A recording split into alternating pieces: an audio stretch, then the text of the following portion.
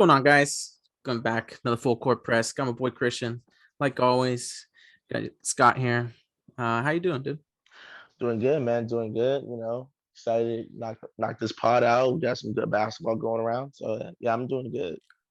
Yeah, we haven't recorded in a little bit, but I mean, there's been a lot to happen. We've been paying attention. Don't worry, guys. I know you haven't really heard from us, but we're back at it. We'll continue to go through here. Right now we're in the conference finals. Right now it's Saturday, May 21st, about 1 p.m. We got game three of the Eastern Conference coming up in like 4 hours here. But so far, it's a 1-1 series coming back into Boston. Game one was the Jimmy Butler game, right? It was kind of a close game until that third quarter. Miami, they just ran away, really blew it up. Butler puts in his 41, 27 of those coming in the second half.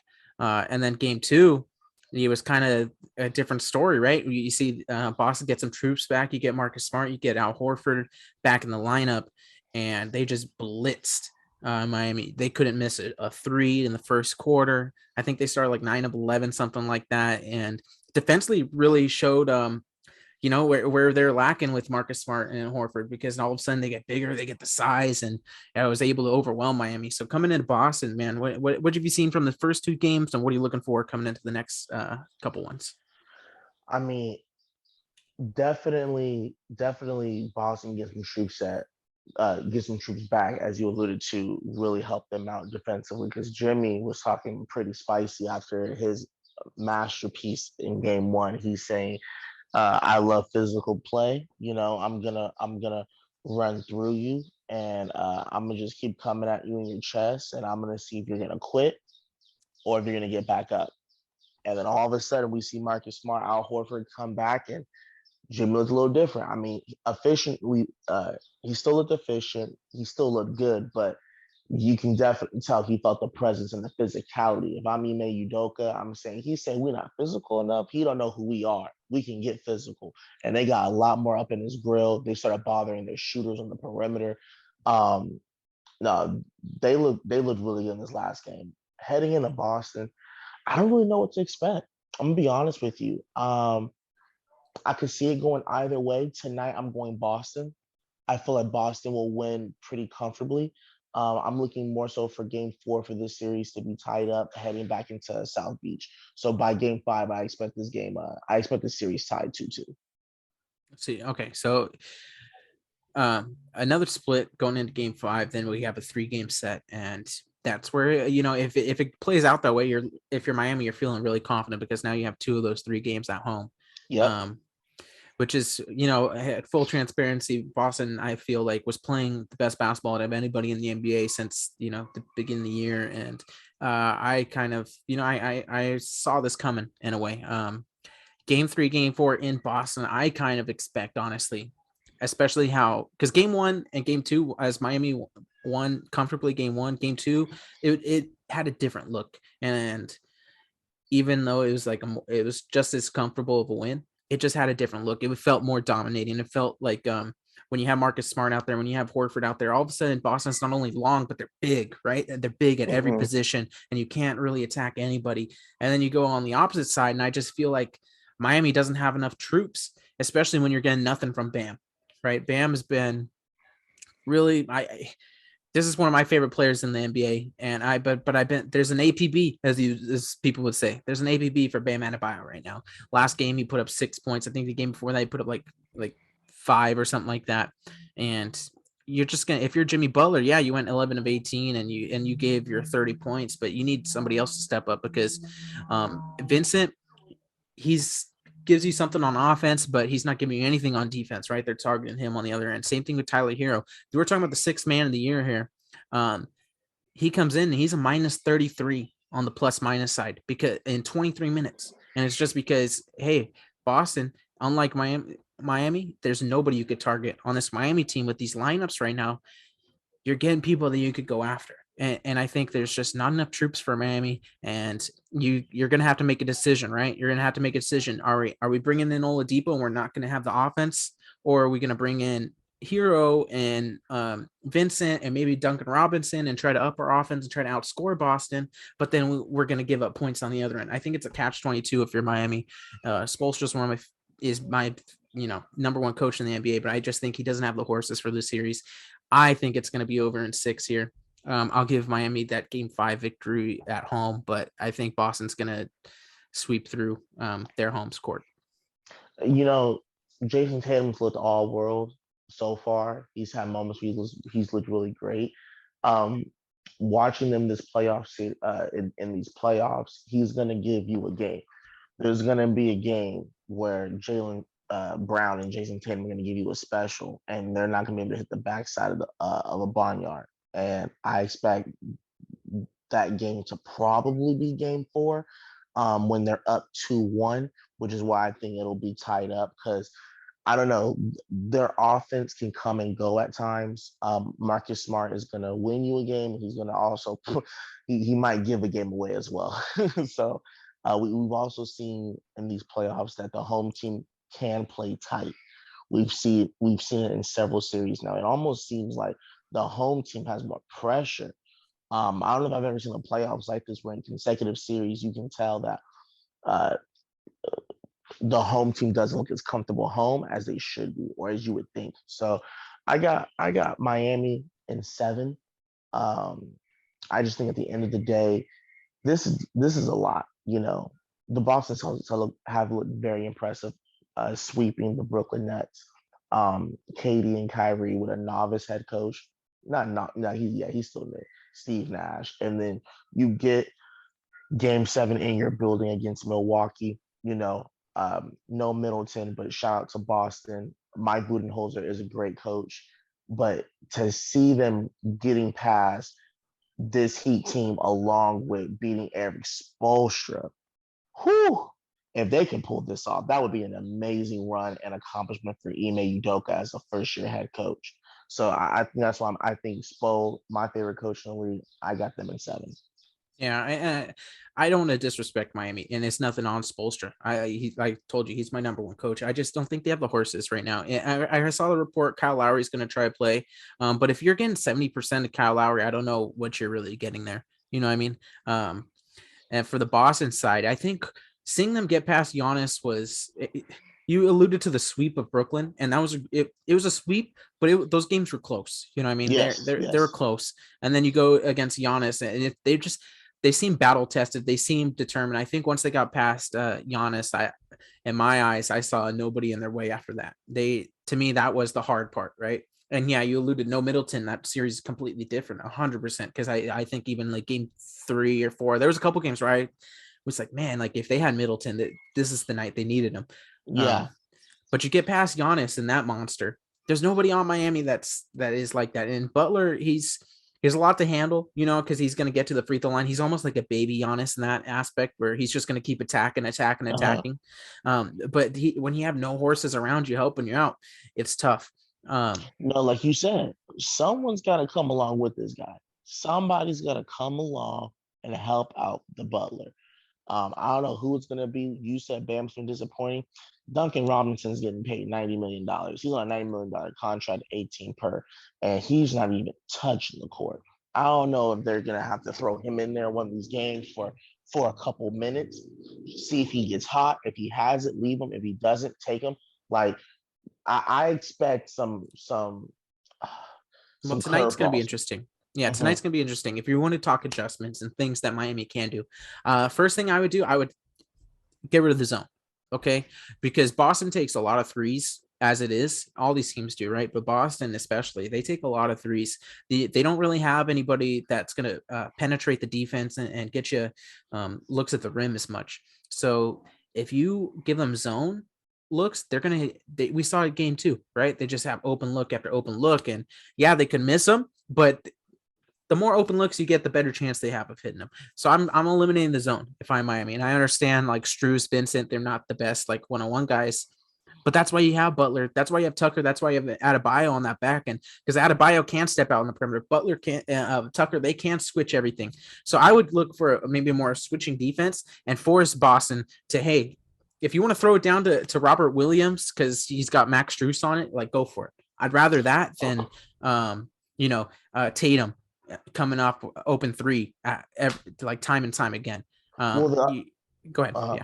No, I completely agree with you because it's one thing to get, Tatum shots and Brown shots, but when you play a zone, you're also kind of giving the role players warm up shots Hmm. for where if the game, if it's close game in the fourth quarter, now Grant Williams, for some ridiculous reason, he's already attempted 8 shots. He's warmed up. A zone will allow a team shooters to get warm. And that's what, to your point, I would go to switching defense. I'm not a fan of it.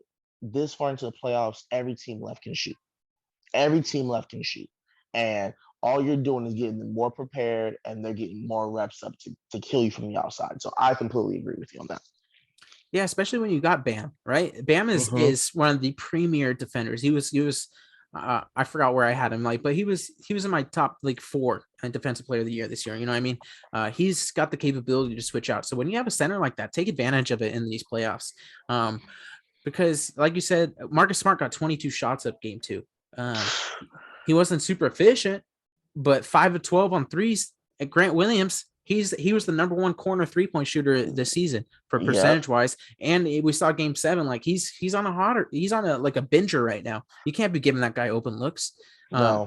Tatum 8 of 13, 4-6. No, you can't do that. The other thing I would do if I'm Miami, I'm looking at this Boston team. We saw it when they went up against Drew Holiday. I know Drew Holiday's special, but I'm pressuring them full court. They don't have any ball handlers on this team. I said they can't penetrate, but they can't. It's hard for them to really get up the floor, anyways. Put the full court pressure on, switch, make them make plays off the bounce, dude. Because right now, playing the soft defense, it's too easy. Boston's physical on the other end. You're letting them rest on offense because they're going to work hard on defense. No, make them work hard on both sides. And then, the longer the series goes, the better your chances are if you're Miami. Well, they're banged up. I would muck this series up as much as I can if I'm Miami. I haven't had any tough series this entire time. We know you've alluded to it, Boston being battle tested. They've had some battles because don't get it twisted. If I'm not mistaken, that sweep of Brooklyn is the closest margin we've ever seen in a sweep in playoff history. So Mm-hmm. those were some close games. I would you go game 7, against the defending champion, and even though you don't have Middleton, Giannis is already gonna immediately make a series as physical as possible. So they're tired, bro. You see the injuries starting to pile up with Marcus Smart and Al Horford. If I'm Miami, bro, I had Trae Young in the first round, and I had an injured Joel Embiid. It's time to push all of our chips to the middle of the table. Pick that ass up full court and get all up in they grill because Yep.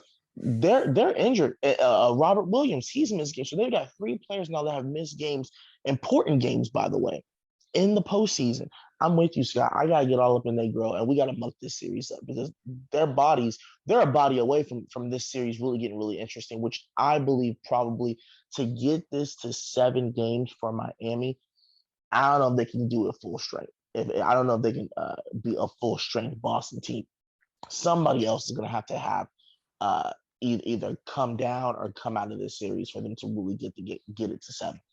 Yeah, when you're this Boston team's been so impressive, dude, since the beginning of the year. Mm-hmm. And when they're healthy, all 5 guys, you can't target anybody. They're long, and then you bring Grant Williams off the bench. You can't target him. He's literally a PJ Tucker as far as the body type and stuff.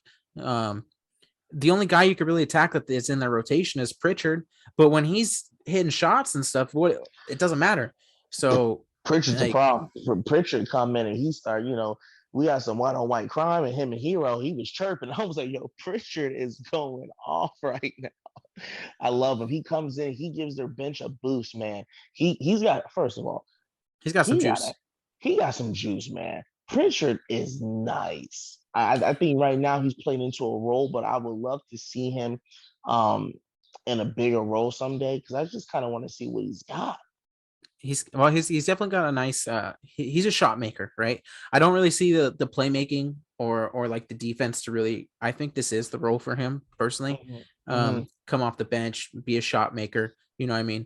On a good team. But this Boston team, if I'm them, I'm doing exactly what I've been doing. If you're Boston, the only thing you got to do is make sure you don't go stagnant. Boston, you got to keep the pace up and keep that dribble, drive and kick, And I think you're just fine because defensively, I just think this team has more bodies, dude, and they know who they are. They know what they want to accomplish. Game 2 was very impressive. Going into the other series over here in the West, we have another been pretty good series. You know, in the East, we had 2 blowouts. Game 1 wasn't that competitive.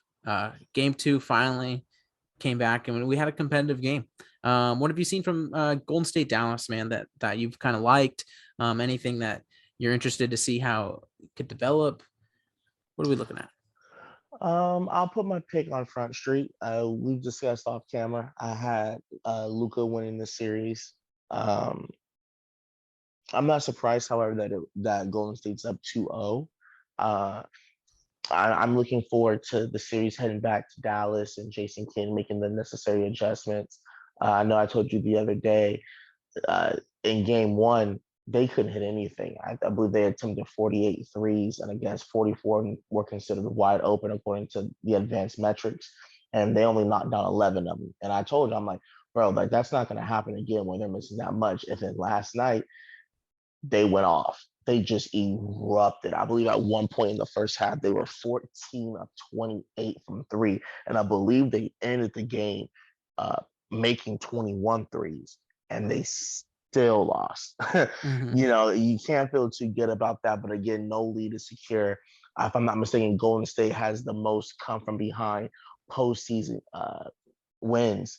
They've been throwing all these metrics out for the past like 24 hours, but um, I think they hold on to that lead. The Mavericks do if they're in Dallas, and I expect the role players to get a lot more comfortable, hit shots more consistently. Maybe not get as hot as they were in a half, but just be more consistent with hitting their shots. I think also what I saw in game 2 that allowed Golden State to get back in the game. It looks like in the second half the Mavericks made an adjustment and wanted to kind of pick on Looney defensively. Well, I mean, it's nice if you're able to execute it, but Looney was holding his own, and I feel like it really slowed them down and got their shooters out of rhythm. So I like Luka a little bit off the ball more, and I saw Brunson pass up open shots. I saw some role players in the second half get a little timid, and I don't expect them to be timid like that back in Dallas. I did see the tightening up as well, especially in that second half of game 2, right? Mm-hmm. The Looney thing has been the most surprising for me because every series that we've seen going back to the first round, doesn't matter what team, we have seen these traditional centers really struggle against these teams that play 5 out. And Looney has held his own more than enough. We saw him with the 22 boards against was the Memphis, Memphis. right? And then Mm-hmm. coming in last night, he had a great offensive game either. And that's what you got to do to these 5 out teams. You know, if you're going to keep a traditional center on them, you got to punish them. You got to attack the rim and you've got to really kill them on the boards, you know, do all these things. This series is very interesting to me because of the contrasting styles, right? Dallas is a team that wants to milk the shot clock, play that half court, grind it out possession by possession. Hey, we got Luka, and shooters. So if we go possession by possession, we feel comfortable. We're going to beat you. Golden State's the opposite. They're like, hey, we want to go up and down, and we want to get as many looks for our guys as possible. So it's kind of interesting to see how that dynamic has played out so far as like pace. We saw in the first half, right? Luka's hitting shots, driving to the rim, and they're able to get their defense set, come down, play again like that. And then the second half, all of a sudden you start turning the ball over and Golden State's on the break. Jordan Poole's able to get free, get to the rim, and everything opens up for them. Another, just like I alluded in the first series, though, if I'm Golden State, no more zone. No more zone. I understand Luka's a problem. I understand he's a problem, dude. To beat this Dallas team, and I think you feel a little differently than I do, but I just feel like, man, you got to shut down these role players. I can't let Bullock go off. I can't let Finney Smith go off. I need these. I can't let Bertans be going off. If I can limit it as much as possible to Luka playing like a one-on-one game, I'm comfortable. But because the second they start spraying that ball around, and we saw in that first half, everyone's hitting shots. It's an avalanche, man. It is tough to beat, especially this Dallas team. They don't really score at the paint, right? The only guy that scores in the paint is Luka. So we need to shut down the perimeter. If I'm Golden State, I would go away from the zone. It's going to open up those threes. No, let's go, man. Let's put some pressure. I know we don't have the best defenders. Jordan Poole's kind of a turnstile. Klay Thompson has moments. Curry's not, he's not the best defender, but let's put some pressure on the perimeter here. Make them drive into our bigs. Make them come into Draymond. Make them come into Looney. You know, that's what makes the playoffs so exciting. Because like great analysis on your end as far as making some necessary defensive adjustments, but a lot of that is predicated on how the game is going to be called. To be Yeah. honest with you, how physical are you going to be allowed to? Are you going to be able to touch Luka up in Dallas? Because he could have shot a lot more free throws in Golden State. That's all I'm saying. I could totally see a situation he's getting 18 free throw attempts because you can't keep him in front of you. So if he's getting to the lane and you start compromising Looney, and now all of a sudden we got dudes going into foul trouble, they're gonna start clogging the paint. Like it's going to be incumbent on his role players to just knock down shots. I don't really think there's anything Golden State to do. I think best case scenario, I would just have Luka go off. I would have Luka go off. If he beats me, he beats me. But if I'm getting these other dudes involved, like I guess basically to what you're saying, I'm gonna lose. But I don't believe they can shut down Luka and the other dudes. I just don't see it. The floor is way too spaced for Dallas at this point. I think that's asking a lot defensively, especially this is a series where not having Gary Payton Jr. really hurts them because he would have made a huge difference. And I think the scheme that you're trying to throw out there as far as shutting down and getting out on those role players, um, it's going to be tough, man. I expect one of these games to be a blowout in Dallas. I expect Luka to get all the home cooking in the world in Game 3. I mean, all the home cooking. I expect him to just be. He was all world the other night. What do you have? 41.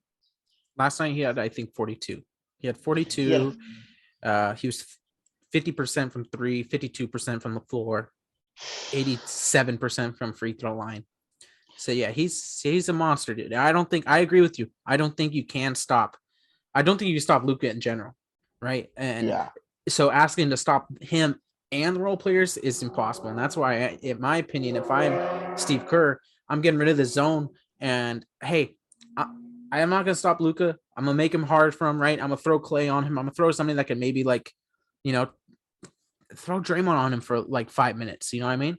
Throw somebody that can at least make it tough, and then the other guys shut him down because I can shut down. I feel confident I can shut down your role players because everybody on this team, for the most part, besides Brunson, Dinwiddie, but more so Brunson than Dinwiddie, is nobody could really create their own shot, right?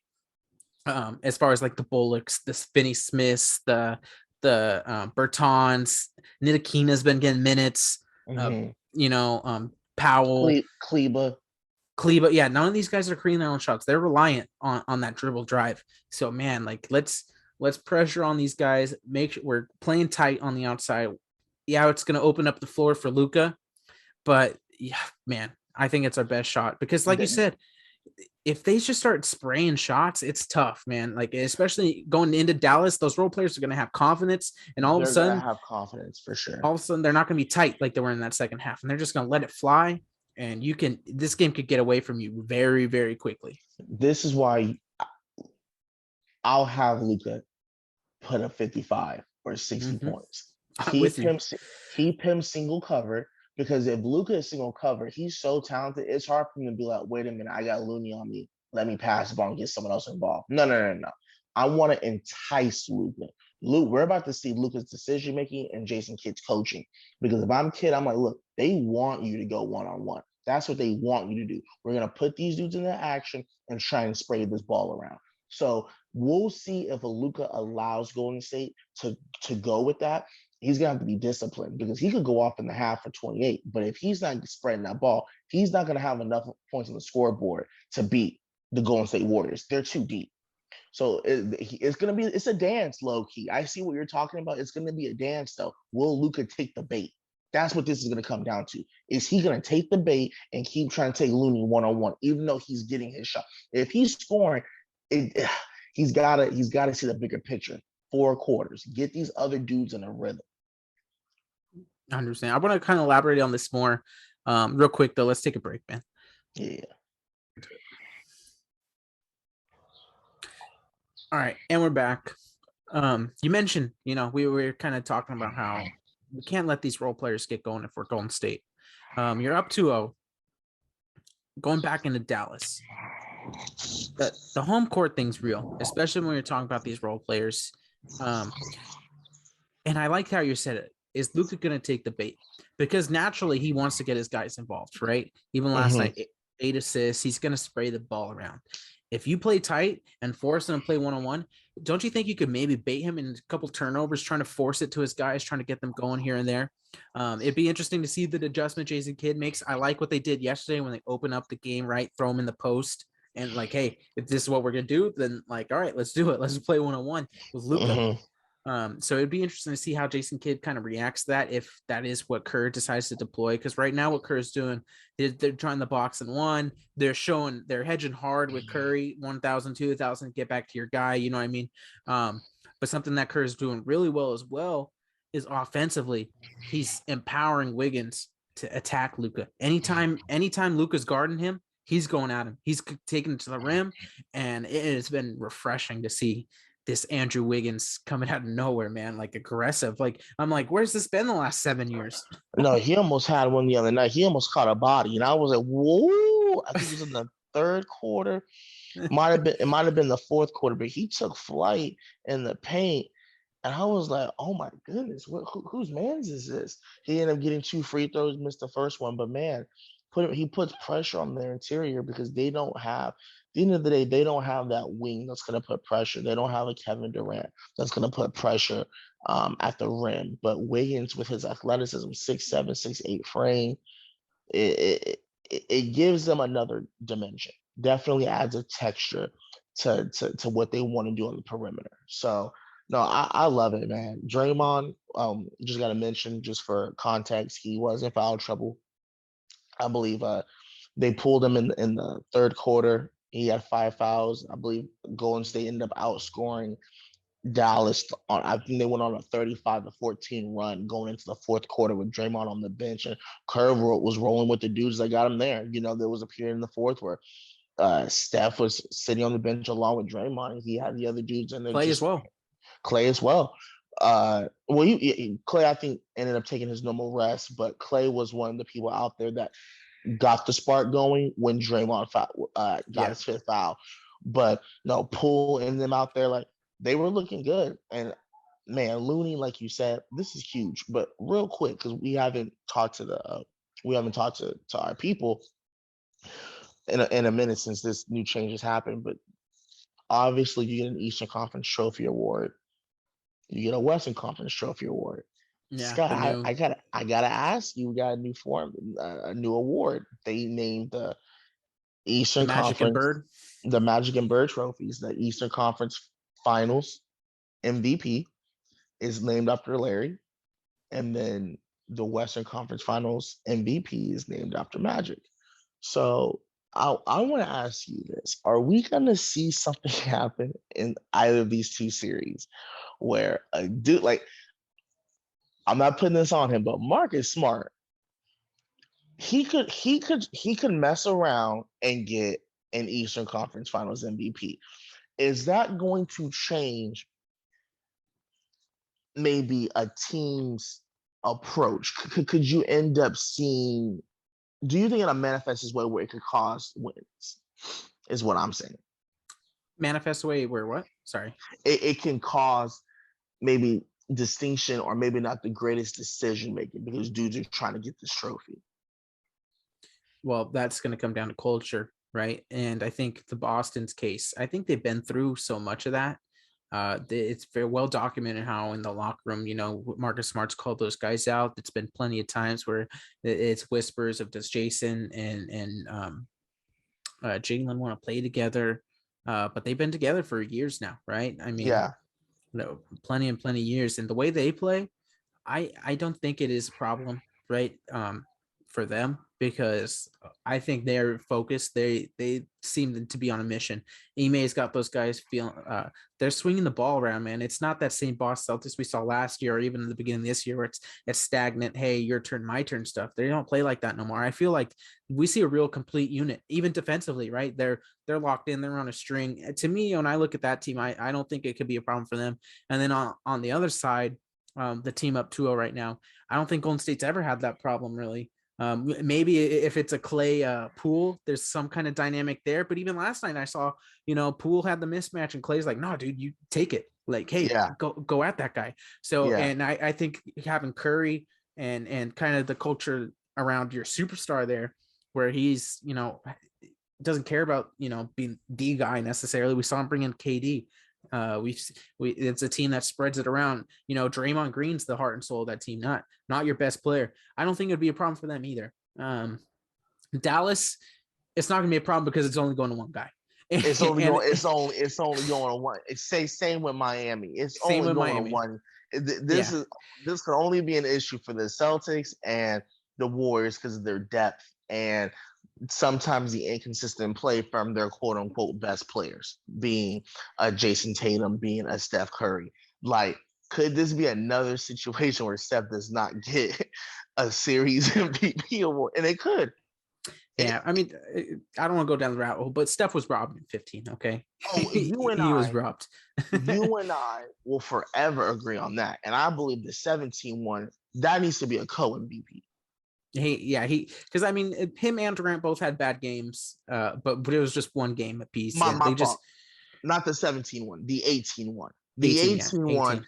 was awkward. KD standing up there and he was like, oh, it's not Steph? Like, Yes, really? I'm pretty sure Steph was close to a triple double for that A series. Like, 30-point triple double. Like, yeah, he he put up was the best amazing. final series since Magic, bro. Like, I was like, this is getting ridiculous at this point. But just a little something for people at home to be looking at. For those of you that don't know, if you for that era, the LeBron James Finals era, pretty much if you beat him, it was going to the small four. Whoever Yeah. was guarding LeBron, giving up only 40, 10, and 10. They got the series MVP for whatever reason. You feel me? You feel me? It's gonna be interesting. I'm looking forward to it. I'm looking forward to see. At this point, it's not really like, do I like the award or not? It's here. It's Yeah. here going forward. So it is what it is. But yeah. Yeah, the award to me, it's I don't think it's a big deal. I think when you're talking about conference finals, I don't think if you make it this far, man, like, and it's that big of a deal, I don't think that's the legacy changer, because the legacy changer is in the next series. All right. That's what could really change the narrative. That's what could get you a Hall of Fame a bid. I don't think the conference finals MVPs, because what we've seen in history is people don't care about if you make the finals. It is an accomplishment in our eyes, right? LeBron making an 07. If Luka makes it this year, it's massive accomplishment. But history wise, people just don't talk about your finals appearances that way. Well, with all due respect, Scott, we don't know.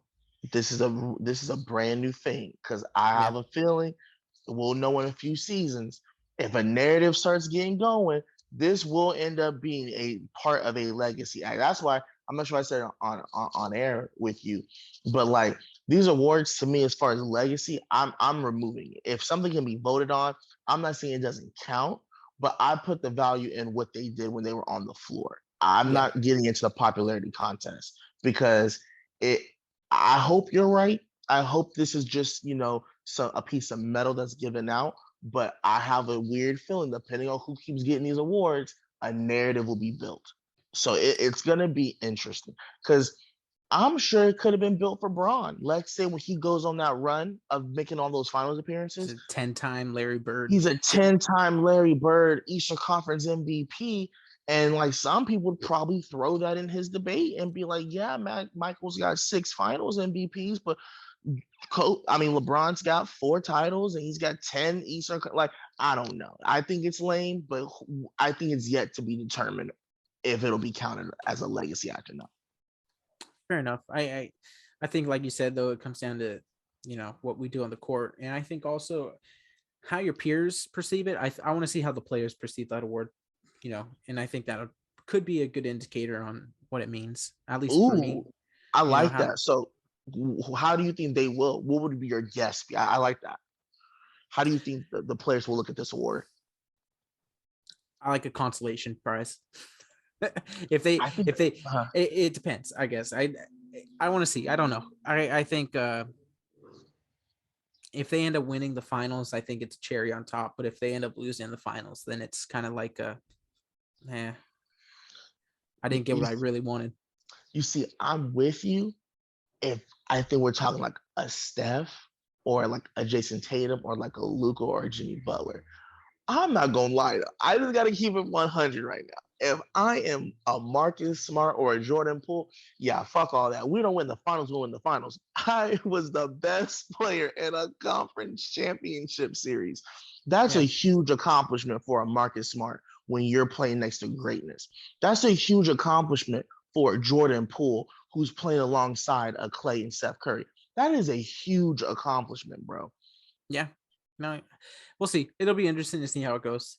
It'll be Real quick, interesting for sure. I wanted to go back to the series between the Warriors and the Mavericks right now because I Yeah, believe yeah, yeah. you're picking Dallas, correct?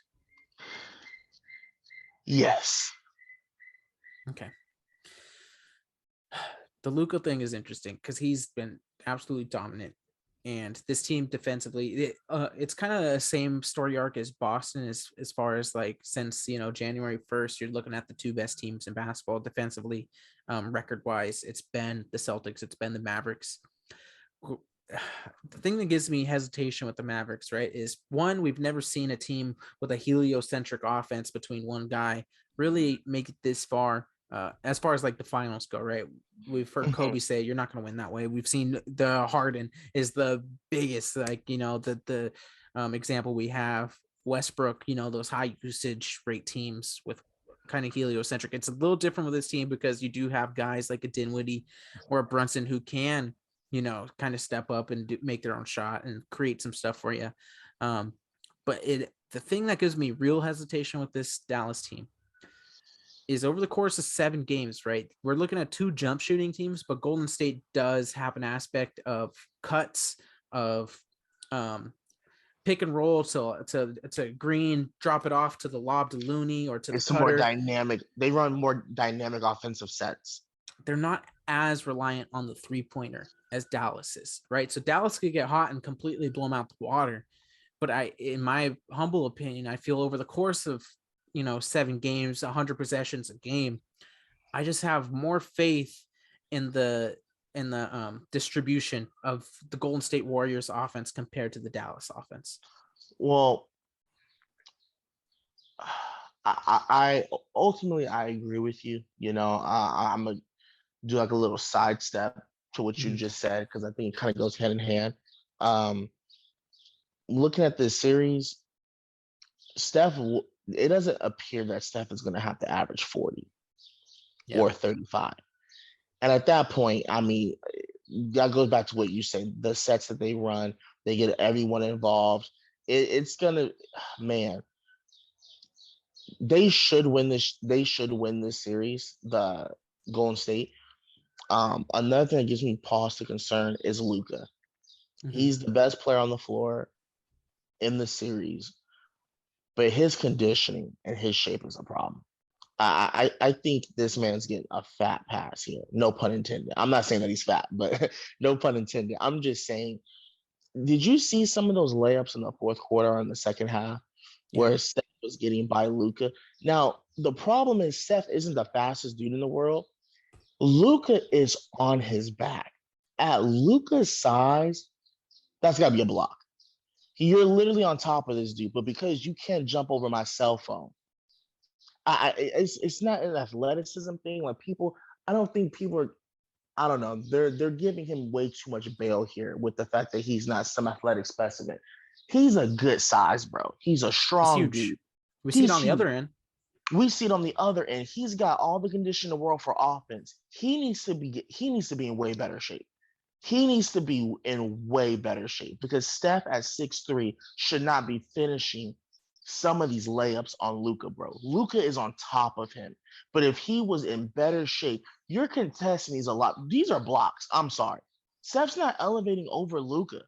That And I'm left-handed looking at finish by Steph is Oh, it was So impressive, dude. I it know was it had the magnet rim, but it yeah. was so, like Hey, talk so about it. impressive. It was nice though. It was the aesthetic of it was filthy.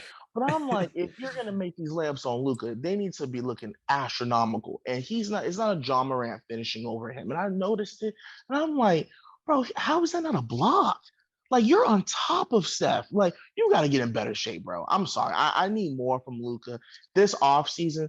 They need to get this man in shape because he should be absolute. He needs to be a menace because we got to stop comparing him to like a poor man's LeBron. He's a James Harden right now. I Mhm. just think he is a James Harden until he doesn't have to be an all NBA defender, but he's got to be like if it's me and you meeting at the rim, I can contest a lot better because I can get up. He's like a Jokic at 6'7", and we got like, come on now. There's no excuse for it. There's no excuse. Well, if I could add to your point, the thing that also gives me concern is the second half by Luca. He's coming out hot, right? And he's really carrying them, especially in these first quarters. But I think at like even last night, I think he ended like 5 of 11 in the second half, but he didn't get going until like the fourth. You know what I mean? Like Yeah. and late in the game and in game one, even in that blowout, he had like 4 or 5 points in the second half. So these second halves, that's where you really need these other guys to step up because Luca's kind of running out of gas. It looks like, that he's doing a lot as far as on offense. But yeah, the shape thing is really important. We saw him come out of shape to start the year. He talked about his sweet tea, what I mean, all that stuff. But it's not like they play at an incredible pace. They're sure No. he's got high usage, but they don't play it. They're one of I think they might have been the slowest paced team this season. So Well, you I mentioned don't. that all year. You like the way they match up against Memphis. You said if Memphis sees Luca, it's a wrap because of how Luca will be able to control pace because of how slow they are compared to some of these other teams want to get up and get out and run. Yeah, because the Memphis thing was that they destroyed them all year. They just don't turn the ball over. They do pretty much everything that Memphis feeds off of. Dallas is like, yeah, not us. Like, Yeah, basically. so that would have been a perfect matchup. And it's interesting the Golden State thing. Golden State does turn the ball over, but they don't really rely on your turnovers to get themselves going. Um, so it is kind of more of an interesting series than that one. I am very interested to see how it goes into Dallas because these role players and stuff. I want to see these adjustments by Kerr because you can't let these guys get going in home. They're fourth quarter, they're gonna get energy from that crowd. They're gonna hit Yeah. shots. So I'm really looking for Kerr to make the adjustment here, being up 2-0. It's kind of surprising for me to say that. Because it's stuff that I've seen from Dallas, I kind of like. I kind of like what Dallas is doing, even though they're down 2-0 right now. Um, I think you just got to hit shots and you got to play defense down the stretch. Golden State, And though, you could swallow this real quick, couple adjustments, and you go up 3-0 and it's over. yeah, it's over. But one thing we do know about Golden State, they do get comfortable. We'll see if they learned anything going against Memphis. They this is not Memphis, and Draymond's got all the respect in the world for the Mavericks, especially Luca. But if we're gonna see some focus right now, like Game 3, you gotta come out and you gotta at least be competitive. You don't have to win; it's not a must win, but you can't get blown off like that. To me, I'm looking at Kerr. I'd be looking at the vets. Like you know, Dallas is gonna come out and it's going to be you versus the Zebras as well, as you like to say. Yeah, Game 3 is good. It's the Mavs are going to win this game. If you're a betting person, go put money out. Like unless there an ejection happens, they're winning this game. This series will be 2-1. But if you're Golden State, all that. You got to give your best. You got to put your best foot forward.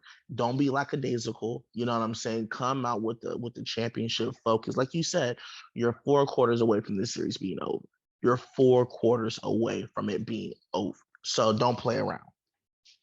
100%, man. Um, Transitioning here a little bit to some stuff to look forward to in the off season. We just had the NBA draft lottery. Um, it's exciting times, man, for these teams that are in the rebuilding process. We have some really good blue chip prospects in this year's draft. We've had some really, really nice players coming out of these drafts the last couple of years, but this year should be no different. Orlando Magic ends up getting the number 1 pick. First time they've had it since 2004, right? And I think they took Dwight Howard the last time they had that pick. Before that, you had the Shaquille O'Neal, Penny Hardaway thing. So they were due. You know what I mean? With as many times as Orlando's been in the lottery, they've been due. They finally get it. Coming in at 2, you get OKC. It should be a really fun spot for them, actually. because they got some building block pieces there. You know, you like Lou Dort, you like Shea, you like Giddy. So adding another somebody dynamic there could be really interesting. And then you go Houston. The Sacramento Kings were the only team to really shake things up as far as that draft order goes. They end up jumping up to the 4th spot. It's kind of a weird spot for them because, you know, at Of this, course it is. Of course it is. It's the Kings. it's the Kings. It is the Kings. And I'm there's rumor that Vivek has kind of came out and put a playoff mandate on this organization. I mean, he's been killing it. So it's a fascinating position to see where maybe they move out of the pick for a win now piece, or do they build off of their their pieces they have now after shipping out Tyrese, and then rounding out the top 5, you end up with Detroit. So there's some interesting teams here. I wanted to start at the number 1 pick because we've been kind of diving into these prospects a little bit. So I was kind of seeing what you were thinking. Who would be your number 1 pick? And if you had to maybe guess who you would think Orlando goes with. Nothing set in stone. We have just so you know, we could always change our opinions down the road. We're gonna have a more official, selections later. I just kind of seeing what you're feeling so far early in the process. Well, it seems like the early consensus is supposed to be Chet Holmgren. He is supposed to be like a for sure thing that he's going there, which is, hey, I'm so happy for Jabari because he got no business being in that organization. So he'll be nice. I believe Jabari ends up going second. I think it Jabari sounds Smith like Jr. Yeah, Jabari Smith Jr. It sounds like he's the consensus number 2 pick. That's what it sounds like. Paolo or Boncaro, it sounds like he's like solidified at 3rd. It doesn't sound like anything's getting really, it seems pretty clear what's happening. I know we didn't know if LaMelo was going to go first in one of those drafts or Wiseman was, or Ed, but like this seems pretty 1, 2, 3. Well, that seems like the main guys, right? You're looking at those 3 guys at the top of the draft, and then it's kind of like as far as like the blue chippers, yeah, that could be franchise altering. You're looking at those 3 guys as far as like potential and stuff like that. It's funny you said that Chet seems to be the consensus because that was my first thought. You look at their GM John Hammond coming from Milwaukee. He's the guy that drafted Giannis. Comes to Orlando, he gets Jonathan Isaac. So he's got this history of taking these long, athletic, skilled guys. You know what I mean? And so the Chet Holmgren does make sense as far as their profile of the type of player they like, but also I think he would be a nice. You could slide him right next to Wagner and Suggs. You know, what I mean, and if Isaac returns healthy, you could have something there if Holmgren kind of becomes what you hope he does. He's kind of the most, in my opinion, he's the highest boom and bust guy in this league, in this class. Jabari Smith Jr. though has opened as far as like the betting favorite to go number 1. If you go on like DraftKings and stuff like that, he currently has the highest odds to be the number 1 pick, which makes sense to me because he's my personal number 1 player. You look at the jump shot that he's got at 6'10" frame. It's the prettiest jumper I think I've ever seen for like a 19-year-old in the history of basketball that I've seen. You know what I mean? He looks so nice. He looks, his game is so NBA ready. I think this man could be special. I'm looking at him and I'm like, wow. Like we might see. He looks like he could be a cross between KD and PG. When you look at the size and you look at the length and the shooting touch, that's really what I see. I see a cross between those 2 players. So I might go get a jersey. This kid, he's one of my favorite. He's gonna be one of my favorite players as soon as he gets to the league. I can just say that right now. Oh, I'm with you, man. At 6'10" frame, he's got quickness. He's got, you could really be a positionless weapon. Yet the thing that I really love about him too is he plays defense, man. On the perimeter, he's probably the best perimeter defender in this whole draft as well. Along with that elite, he's going to come in the league and be an elite shooter from day 1. And then you couple that with perimeter defense, like he could be playing in this conference finals right now. I'm convinced you could legit draft this kid and throw him into one of these series, and he would be making an impact. I'm rooting for him to go number 2 because I really want to see him next to a Giddy, next to a Shea, somebody that could really open up the floor and be a creator for him. Because the thing that you alluded to, the Paul George, Kevin Durant, I really like those comparisons, but the separator there is the ball handle, right? I still think he needs some development with his ball handle as far as like creating his own shot off the bounce and stuff. So coupling him with more of a playmaker type would be really good for him. Banchero is interesting because he's another 6'10". You got some big guys with skill in this draft. Banchero, if he ends up at 3 going to Houston, Jalen Green, it would be nice to get some size around him for sure. He's an elite shot creator. He could kind of help carry the offense. It'd be interesting because it'd be more like that your turn, my turn thing. For him, I'm hoping they need to make some moves though on that roster. Before you bring in somebody like this, you need to be able to hand the keys off to them and be comfortable.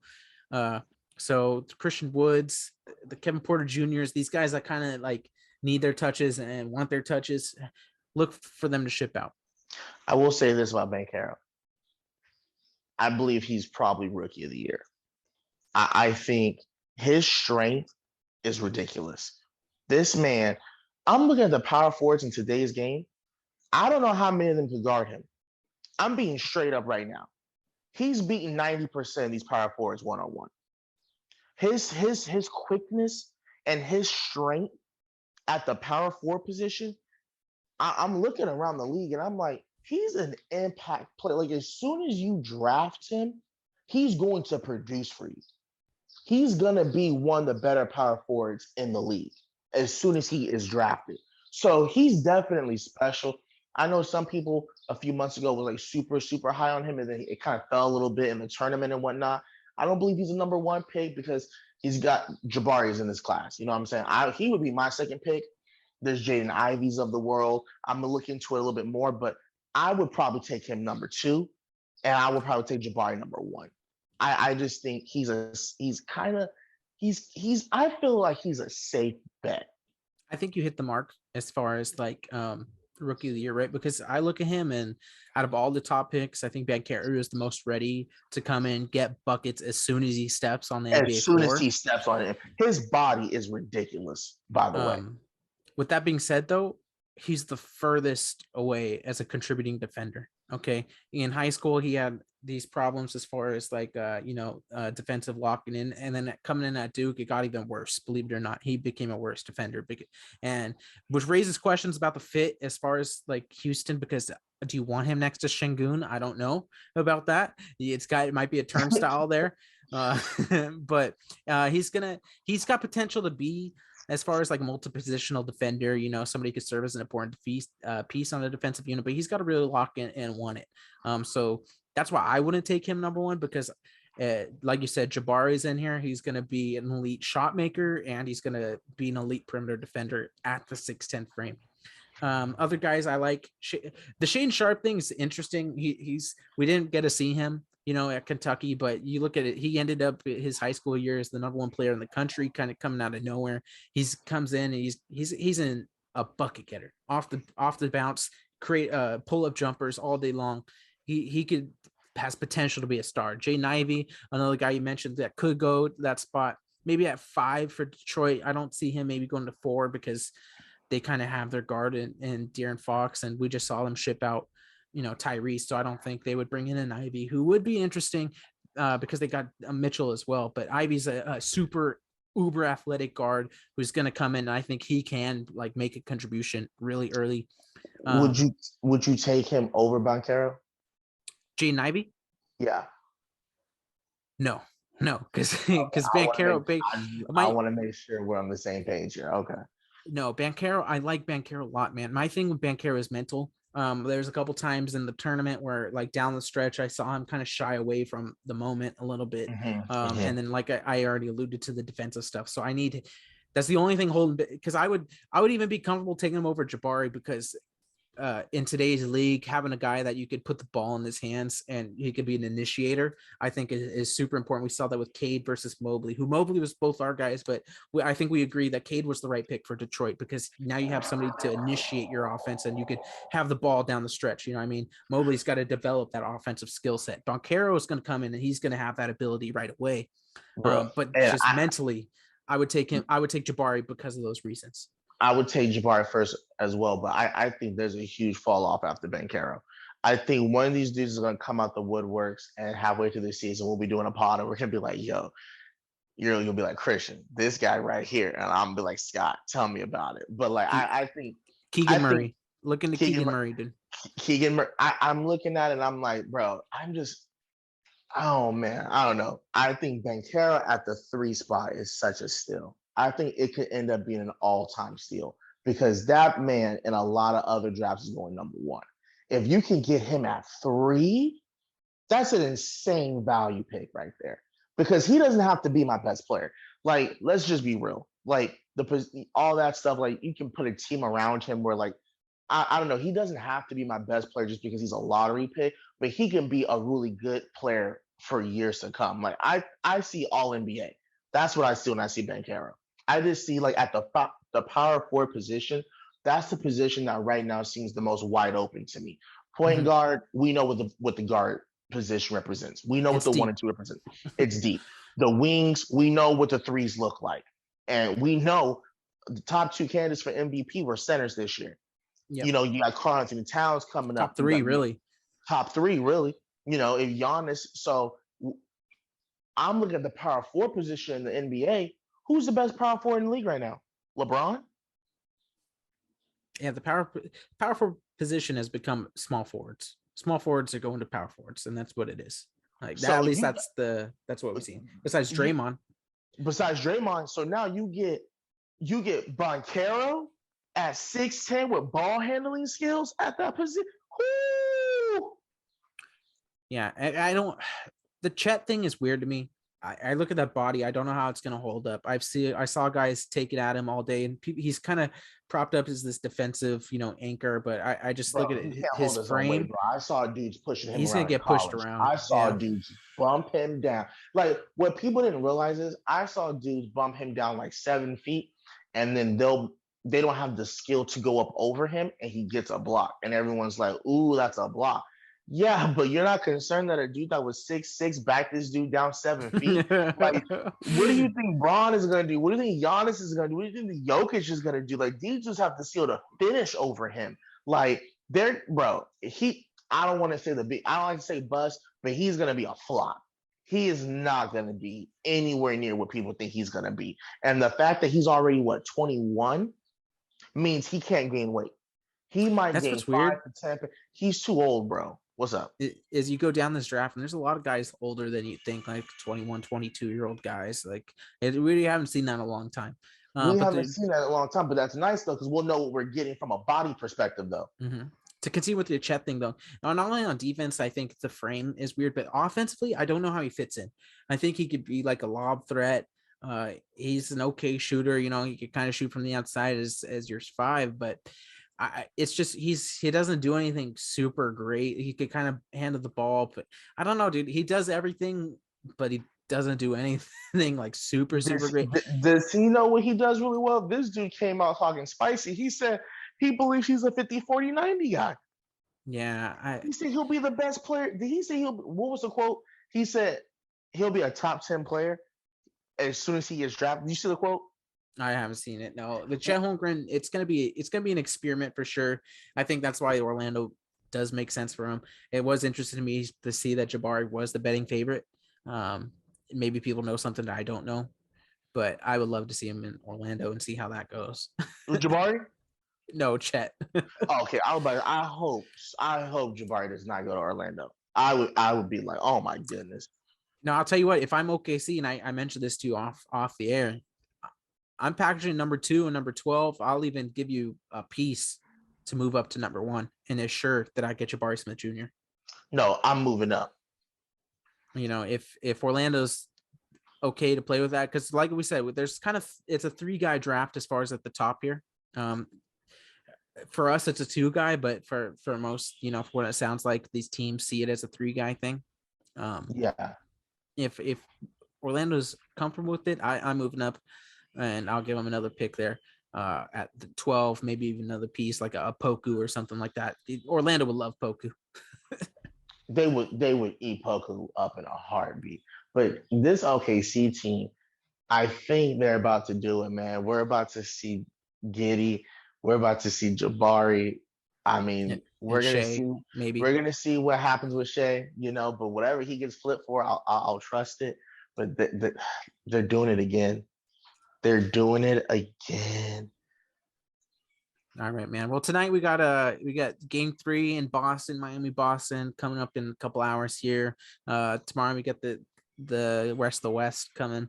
But we'll keep you guys up, and then later down the road, maybe like either before the finals and then after the once the off season's in full swing, we'll give you guys more of a player profile and kind of where we expect these guys to go and what they could be in the league. But other than that, man, I think that was a great conversation. Anything you want to add before we take off? No, that's pretty much it. I'm looking forward to tonight's game for sure. All right, perfect, man. I'll talk to you guys soon. See you.